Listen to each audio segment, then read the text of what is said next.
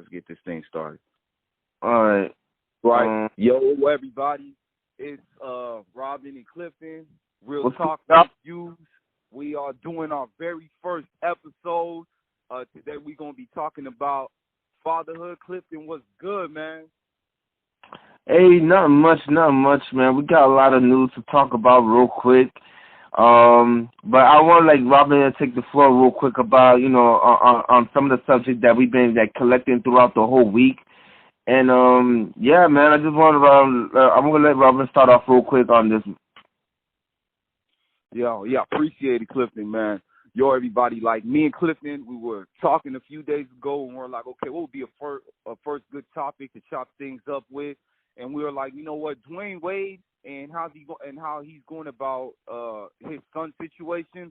That's something that was close and dear to me and Clifton's hearts because both of us are from Miami. Raised over there, and we're diehard Miami Heat fans, and we were Dwayne Wade fans. But me and Clifton, we both feel that Dwayne Wade could have handled the situation a little bit better. And, we're concerned right now about masculinity and the direction that it's going because, honestly, we feel like maybe Dwayne Wade doesn't necessarily like the direction his son is going. What I feel personally, like my perspective is like, masculinity and father, they coincide with each other. And when masculinity gets tarnished or diminished, fatherhood effectiveness dwindles with cracks of inconsistency. How, you have, right now we're at a crisis in this world where women feel like they can tell men what a man is, but they're not men themselves. They're just women. You know what I mean? Like, only a man can tell another man what it takes to be a man. And one thing that I'm trying to figure out is why does Hollywood feel that they're the standards for the whole world? The moment Dwayne Wade stepped foot in Hollywood, it's just a whole different person. When he was in Miami, you never heard anything like this. Like, it's really crazy to me because I don't agree with their standard. I don't agree with their foundation. You know what? If people want to be gay, whatever, I'll show them respect, but at the end of the day, I'll never agree with the lifestyle, and I will not be ashamed or scared to tell the truth. Period. Go ahead, Clifton. You can go ahead and chime in on this if you want to and say what your thoughts are.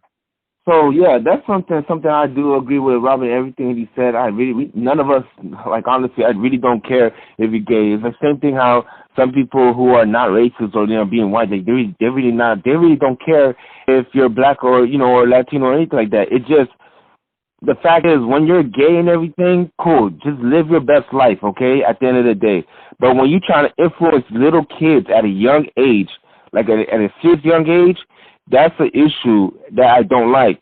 Now, lately, I already said it before that they influence kids at a super young age, in movies and games and TV shows. They're doing a lot of influence that's unnecessary, and they're trying to do the big bucks Hollywood. They're trying to promote these type of stuff. You see Marvel's trying to promote these internals with all this crazy stuff. They just mentioned that one of the main characters, they're going to have gay characters in the movie Internals. Why do we need to know? None of us didn't care, don't know why, and it's unnecessary. And that's the direction that they want to. Oh, sorry. You was going to say something, Rob? I'm still, Clifton. I'm listening. Go ahead. The thing is, one thing for sure, we don't, like I said, I can't stress this enough. None of us do care if you're gay or not. But the thing is, even people like Little Booty and Swaggy P from the NBA player, he said himself, if you're 18 or 20, even 21, that's his life. Let him live. But he's only 12. He don't even have the right to make those type of decisions. And that's the thing that most parenting needs to stop. Yes, I know kids wants to make a decision in life. Cool, you could be gay all you want, but we don't want you to push to the point where you think that you're a girl. You need to have some straight facts in your life that you're not a girl. You never will be, and doesn't matter if you even try to be like one. You're not a girl. Embrace who you are first for the time being, and then when you don't know, maybe after you hit puberty, you could actually have a decision to call yourself one. But until then, you are who you are, and that's one thing I just don't understand. Yeah, I agree with you, Clifton. Like this shit is just dead, man. Like honestly, I feel like first of all, what Dwayne Wade's doing, it's wrong on multitude of things. My man, you gonna have a 12-year-old tell you who they are and what they want, and they're only 12. I'm just trying to think back how I was when I was 12. I didn't know a damn thing about life, about sex, about things in my body. And Clifton, you're right, man. Like, they are pushing that shit a little too hard in it, and it's affecting the way the kids think. They're like, okay, so who am I? Am I supposed to be gay? Am I straight? Or like, what's going on? And it's too much pressure for a child. And it's like the world knows what they're doing, but they don't care. They don't care. And I would really like to know how Dwayne Wade's ex-wife feels about this situation, how Dwayne Wade's ex-wife feels. Because Gabrielle Union, it doesn't matter what she says. At the end of the day, she is not Dwayne Wade's son's real, biological mother. Like, she's not. So I would really like to know, like, how she actually feels. And with Swaggy P and Boozy are saying, those are like some real men. Like, yo, you gotta understand, the real men are under attack in this world. They want to shut our voices out. They did that to Kevin Hart. Like, you remember Clifton? He has a Netflix documentary where he had to apologize to gay people about what he said 10 years ago. And it's like, yo, my man already did that shit. Why the fuck does he have to do it again? Why the fuck does he have to do it again? Like, oh, how much you want people to kiss their ass? And the thing, and that just bugs me because he's scared if he doesn't do it, his bag gets tarnished. There's gonna be a hole in his bag, and he won't making the bread anymore. And when are we gonna stop making decisions based on money, and we can make our decisions based on principle? When does that change? When are people gonna quit being scared? Like, man, stop making these people determine whether you make money or not. If those fans disappear because you don't support the games, it's whatever. You know what I'm saying? Like, like, you're still going to be successful regardless. Don't be scared about it. Stand for what you stand for. Stand for what you believe in, but quit changing it just to satisfy people for a couple seconds. Like, come on, man. Let's have balls. Men have balls. We're not scared.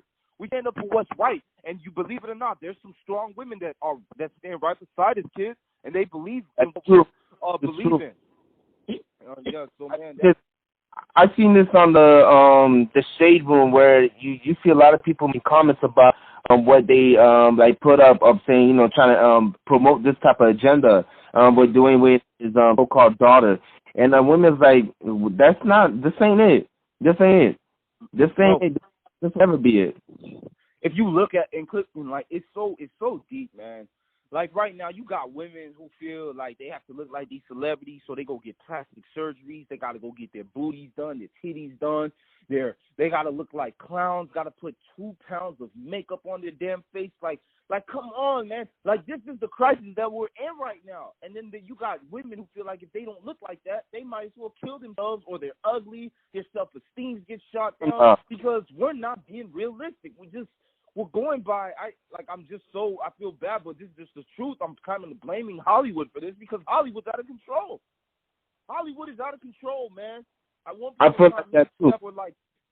point in time, my wife and I were like, yo, you know what, maybe we should move to Cali, maybe one day, because it look nice. You look at TV shows, you look at the cribs, and you're like, yo, Cali, that's where it's at. But then we changed our mind because we were watching growing up hip-hop. We were watching the standards of some of these people. We're like, oh, hell no. Like, Little Romeo's a little fake guy, dog. Like I always used to think Romeo was real, but I was like, oh, I don't want to be around that. I don't want to be around that. Like, this, you got guys with black nail polish. I don't want my daughter to see some guy in black nail polish. Like, what? What is that? It's not even rock stars, but they're promoting this type of shit. Okay. Yeah. Like, this shit is getting out of control, man. The nail polish shit is dead. That's not what a real man is. Like, first, the niggas grew dreads. Okay, whatever. They're just growing dreads. Some guys believe if they grow dreads, they're gonna be stronger than they were when before they had. They're just following Samson from the Bible. Yeah. Following Samson from the Bible, kids. Yo. I mean, they believe in that. I mean, it's a cultural thing when they growing dreads, but look, the way how they try to portray the dreads in America, how some of these guys are doing it, they're doing a little too much, I think. But that's another story. I think that the best thing I could say is that, there are